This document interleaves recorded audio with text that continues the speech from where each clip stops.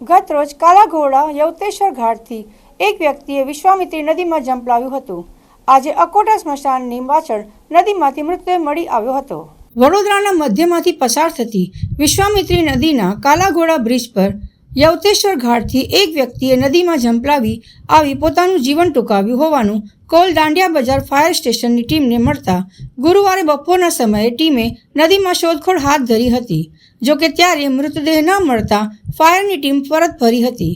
આજે વહેલી સવારે અકોટા સ્મશાનની પાછળ નદીમાં મૃતદેહ તરતો દેખાયો હતો.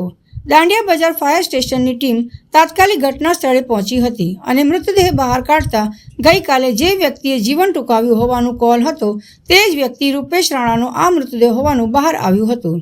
સમગ્ર મામલે કયા પોલીસ સ્ટેશનની હદ છે તેમાં મતાંતર હોવાના કારણે કેટલાય સમય સુધી મૃતદેહ ત્યાં જ રહ્યો હતો. અંતે જેપી પોલીસ મથક હદ વિસ્તાર હોવાનું જણાવતા પોલીસે મૃતદેહને પોસ્ટમોર્ટમ અર્થે સયાજી હોસ્પિટલમાં ખસેડી અકસ્માતને મોતનો ગુનો નોંધી તપાસ વધુ હાથ ધરી હોવાનું જાણવા મળ્યું છે.